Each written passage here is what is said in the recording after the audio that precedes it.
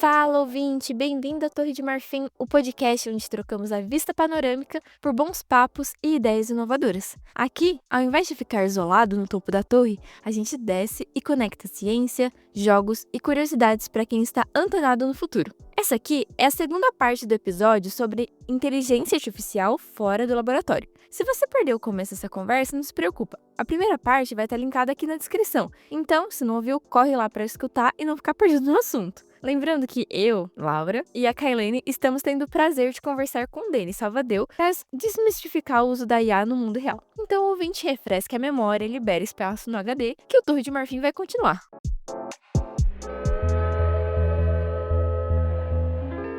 Esse último pulo que você fala de já tô com a minha pesquisa aqui, cheguei em conclusões boas e vou transformar isso num produto ou não que realmente vai ser inovador e chegar para a sociedade e tudo mais.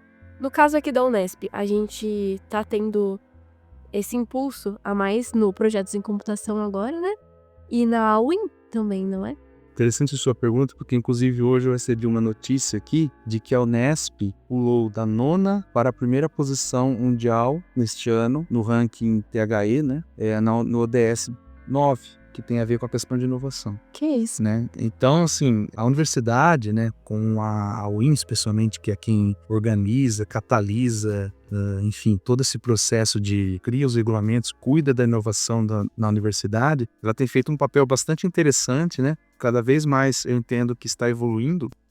Inclusive, eles nos ajudam a formalizar patentes, propriedade intelectual geral, né, registro de software, a entender se o produto é patenteável ou não, o incentivo a que nós busquemos, né, recursos, por exemplo, do programa PIP da FAPESP, né, que é um programa de incentivo a pequenas empresas, né, então é algo bastante interessante, né. Então, eles estão tentando criar, né, e fomentar esse ecossistema dentro da universidade, o ecossistema de inovação, porque como foi falado aqui, né, a gente produz as pesquisas, chega até quase mais um passo para virar, de fato, inovação, dependendo da área, obviamente, né, do pesquisador, da experiência que ele tem, mas eles fomentarem, incentivarem isso, tende a ter esses tipos de impacto, né, quer dizer, as pessoas também reconhecerem a universidade como um polo inovador.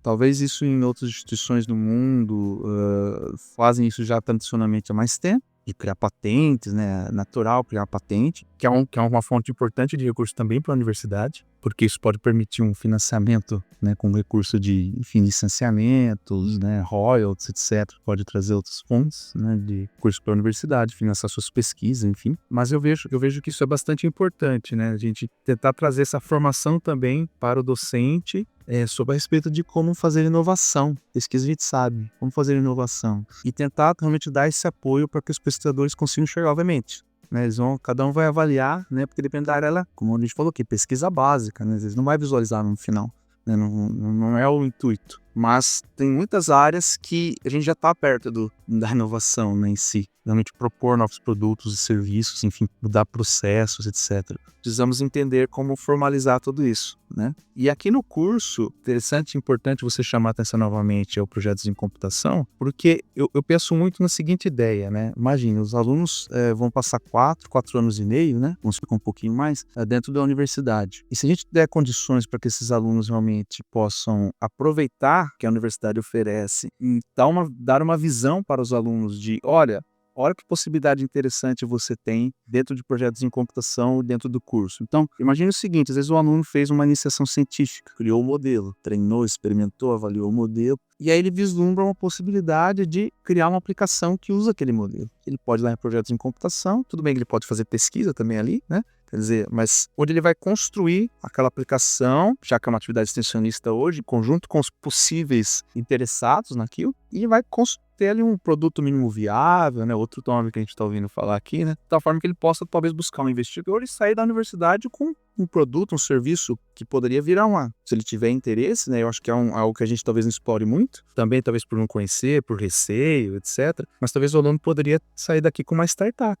quer dizer, ele construir seu próprio emprego, né? De certa forma. E talvez construir toda uma empresa depois, e que não voltar para a universidade e falar, olha, eu quero financiar novos projetos aí dentro de projetos em computação.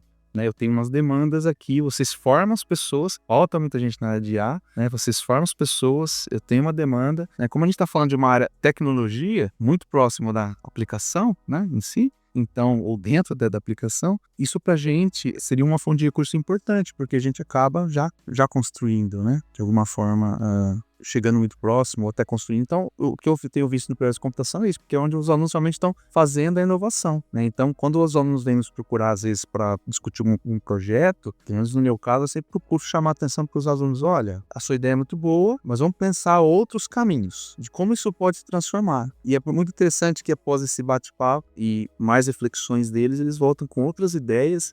E assim, você fala, puxa, se isso aqui chegar num bom, digamos assim, num software robusto, num modelo robusto, eles conseguiriam talvez, se quiser, enfim, criar uma startup ou vender essa solução de alguma forma para alguém. Mas eu acho que o projetos em computação e a área de extensão como um todo, tudo isso, na minha visão, ela se formar uma espécie de um círculo, né, virtuoso, um vai ajudando o outro, né? O ensino com a pesquisa, com a extensão, com a inovação, enfim, vão formando, um ajudando o outro, interagindo, e assim por diante. Então eu vejo como uma oportunidade muito interessante para que a gente realmente consiga chegar lá da teoria até a inovação, né? Quer dizer, da pesquisa à inovação.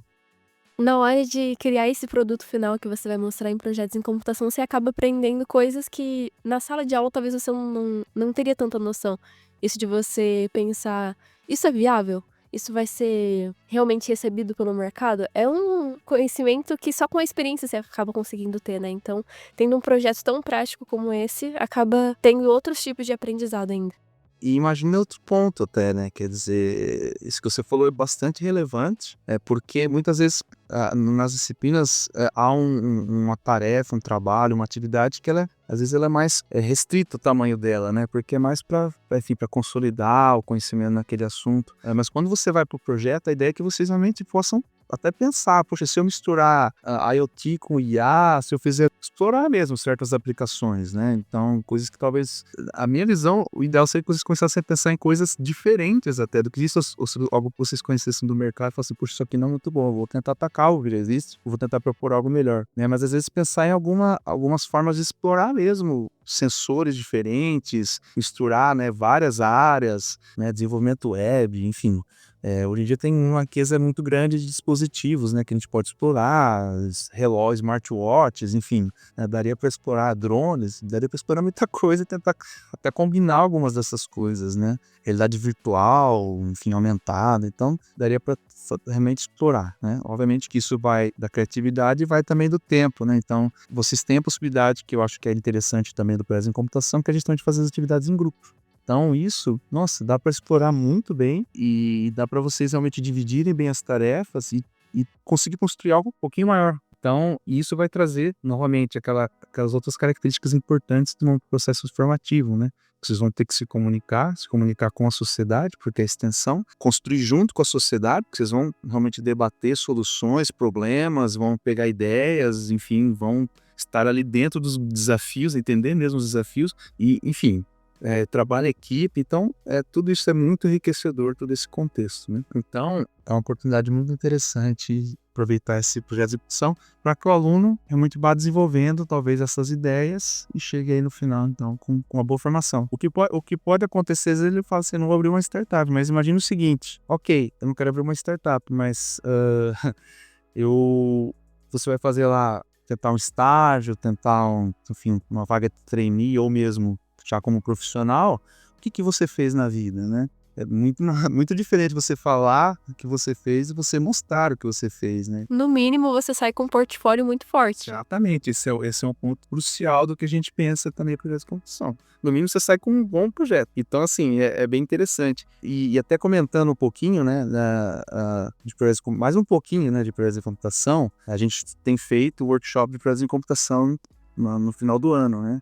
E é bem interessante que às vezes, quer dizer, todo projeto tem pelo menos um orientador, né? E acontece às vezes, um orientador ter mais conhecimento no assunto, né? No outro, um de inovação, né? Entende mais e tal. E foi interessante que tinham projetos ali que eu não ouvi o aluno comentar sobre questão de inovação, né? Era um projeto de pesquisa e tal, que ele criou um produto, né, realmente de um protótipo, né, de um produto, e comentando durante o próprio evento com ele, olha, você já pensou que isso pode virar uma inovação, né? Então, ele começou a entender um pouco mais sobre possibilidades, né? Então, eu acho que esse papel que a gente faz também é muito interessante, novamente, para abrir a visão dos alunos, porque eu acho que muito é isso, né? Você ter a visão, entender possibilidades, e logicamente você escolhe o seu caminho. Então, talvez ali, vamos ver, né? Era até um caso que a gente colocou em contato com o Centro de Inovação para avaliar se vale realmente a pena criar, né, um produto, um serviço com aquilo, né, e chegar de fato ao mercado.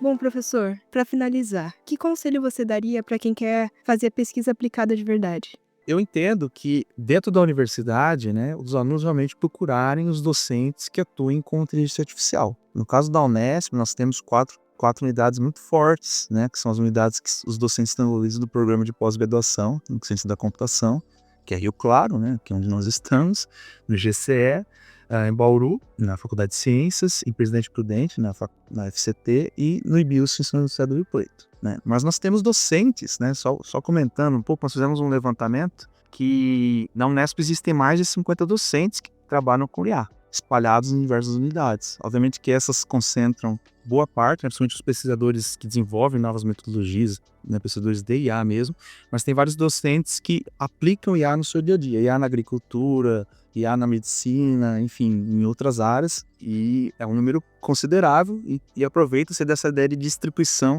que a universidade tem, né? Então a gente acaba tendo gente, pesquisador de IA nas diversas regiões. Então, uma pessoa que quer começar, eu entendo que é realmente procurar uma dessas pessoas que já trabalham com IA. Se o estudante, enfim, for alguém que é de outra área, por que não, né? Eu acho que esse é um outro ponto importante para falar da área de computação e da área de IA. Nós estamos numa área que pode se envolver com qualquer outra área, basicamente, né? Então, às vezes alguém não vislumbrou uma aplicação de IA ou de computação, né, naquela área, ou surge uma nova ideia, será que dá para aplicar? Procure alguém de IA, né, para tentar, talvez, formatar essa pesquisa, né, esse futuro produto ou serviço, né, para poder desenvolver esses estudos, né. Então, assim, eu acho que esse é o primordial, é procurar quem já trabalha na área. Aí você tem alguns caminhos, né? Procurar por currículos, né? Realmente, ou procurar, às vezes, um outro professor da sua própria área. Você conhece alguém, né? Enfim, que poderia algum parceiro, às vezes já trabalhou com alguma coisa naquela linha, né? Já apoiou algum. Então, eu acho que esse é um caminho interessante, né? E procurar, talvez, esses departamentos que realmente já têm, né, os professores da área de computação. Possivelmente, se a pessoa não trabalha, ela vai saber quem trabalha, né? Então, eu acho que o processo ideal seria, o processo seria basicamente procurar, não, talvez eu fazer uma iniciação científica, ou às vezes realmente fazer algum outro projeto nessa linha. Então, às vezes, por exemplo, outros caminhos, né, que a gente teria.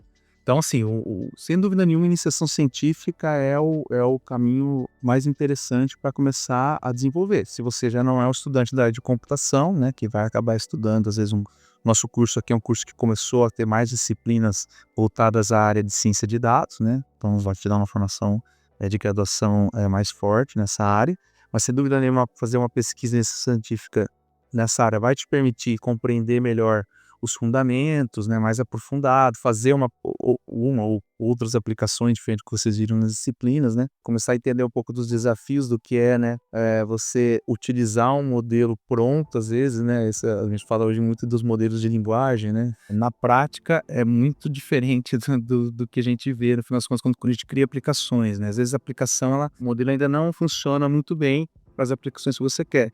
Um problema que eu digo aqui é a área de lidar com língua portuguesa, né? Muitos dos modelos são treinados para a língua inglesa, funcionam muito bem lá, né? E quando vem para algum texto em português, às vezes eles não dão uma boa resposta, né? Então, encontrar esses desafios, né, é interessante.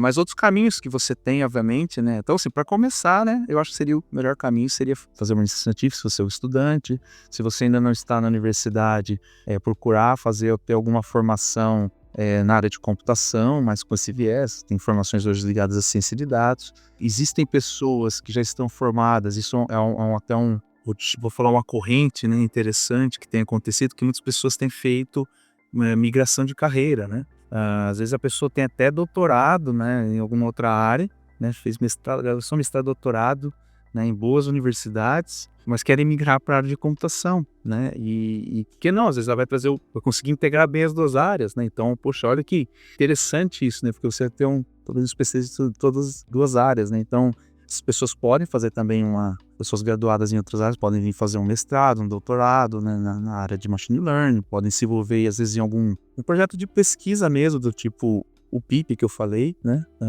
para criar uma pequena empresa, pode às vezes se envolver com algum aluno de pós-graduação nosso, né, dos laboratórios, e construir uma ideia, né, enfim, dá para se envolver nesse sentido, mas elas podem fazer também, às vezes, algumas especializações que existem, né, para poder, assim, procurar realmente um aprofundamento, né, porque a gente tem muito curso, né, que é curso rápido, mas para focar ali numa introdução, né, do uso de IA generativa especialmente, mas para você poder de fato lidar com essa área e dar para você entenda os fundamentos muito bem, né, até para poder entender melhor os limites da tecnologia ou realmente os desafios como eu comentei.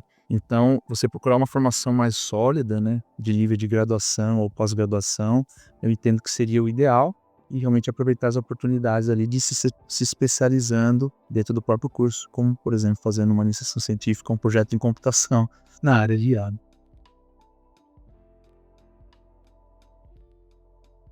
E pensando no nosso ouvinte que está querendo estudar um pouquinho de machine learning, ter uma ideia geral de se é uma área que se identifica e tudo mais, quais assuntos você acha que seria interessante dessa pessoa estar estudando, dar uma pesquisada sobre? Hoje em dia, se a pessoa tiver um conhecimento de cálculos, por exemplo, álgebra, geometria, analítica, né? Mas às vezes nem tem um conhecimento tão aprofundado ainda nessa área, mas entende, tem uma boa noção, né? Mas saber programação, sem dúvida nenhuma, é um ponto de partida. Então vamos assumir que essa pessoa tem um conhecimento bom de matemática, mas mais de programação, porque eles vão pensar mais em computação, do ponto de vista de aplicação prática, tá? Nesse sentido, hoje você tem alguns, já que a ideia é só ter o contato e talvez conhecer um pouco mais da área, vocês encontram hoje cursos nessas plataformas, né, do tipo Coursera, por exemplo, cursos feitos por especialistas, né, reconhecidos mundialmente na área de, por exemplo, aprendizado profundo. Então, o ideal vamos supor, assumindo esse contexto, né, que a pessoa tem essa formação básica, né, por isso que eu falei da questão da transição de carreira, às vezes a pessoa fala da física, da matemática, tem essa formação. Economia. Engenharias, eles têm, né, então, a ideia seria você talvez procurar materiais ou esses cursos, por exemplo, gratuitos, né, tem bastante, mais lógico, de pessoas de renome, eu entendo, por exemplo, de fundamentos de machine learning, né, de aprendizado de máquina, acho que é algo bastante importante, e sem dúvida nenhuma cursos de aprendizado da disciplina de aprendizado profundo, o Deep Learning, né? Então, você pode procurar também, se você quiser trabalhar com a parte de texto, né, se é seu interesse, sobre esses processamento de linguagem natural, né? Então, é uma área que você pode procurar, você pode ir para a visão computacional, né, onde você quer trabalhar com imagens, vídeos, tal, reconhecer, detectar algo na imagem, extrair conhecimento da imagem. Então, você tem alguns desses cursos, né, que você pode, às vezes, fazer, né, às vezes assistir alguma palestra, né, hoje tem um material nesse sentido, mas a recomendação é que você procure pessoas realmente reconhecidas, né. Existem muitos blogs hoje em dia nessa área, né, você encontra bastante material. O que eu acho interessante do blog, que em geral eles acabam trabalhando, né, para, às vezes, trazer alguma explicação até mais simplificada, é interessante, tem muito blog interessante. Artigos no Medium também, né? Exato, né, você encontra de pessoas que trabalham, né, então do ponto de vista mais prático, você encontra alguns materiais, mas procure realmente aquelas pessoas que você vê que têm produzido um conteúdo, né, mais assim, reconhecido, né. Mas hoje em dia você encontra realmente muito material para começar nessa área, né, mas eu vejo que seria isso, né, quer dizer, foco em aprendizado de máquina, entender o que é o aprendizado de máquina, entender aprendizado profundo, e aí, depende da aplicação, ir para a visão computacional, de linguagem natural.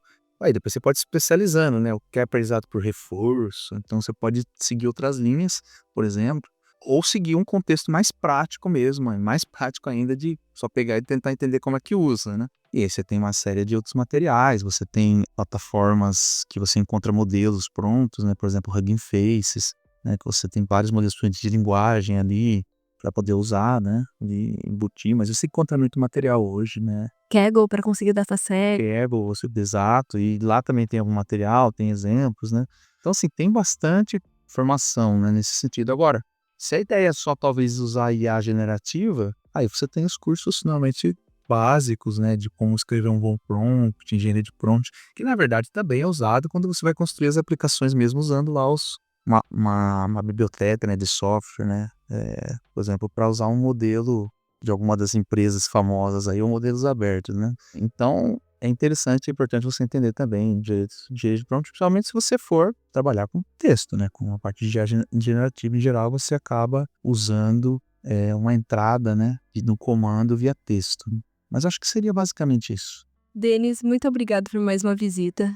Eu que agradeço pela oportunidade, né, acho que foi um bate-papo bem interessante, e eu espero que realmente nós possamos estar ajudando os nossos ouvintes nessas reflexões, né, e também a reconhecer sempre, né, acho que é importante reforçar isso, frisar, o papel da universidade pública, né, e das várias possibilidades que a inteligência artificial pode nos trazer. Isso foi uma pequena parte, né, sem dúvida nenhuma nós temos aí pesquisas e pesquisadores no Brasil que têm muito a contribuir, que têm contribuído muito com a área de inteligência artificial e áreas relacionadas, né. E para quem quiser saber mais, todos os nossos links estão na descrição do episódio. E para você, ouvinte, continue nos acompanhando aqui na Torre de Marfim, onde conhecimento é como código aberto. Não perca o próximo episódio. Até a próxima!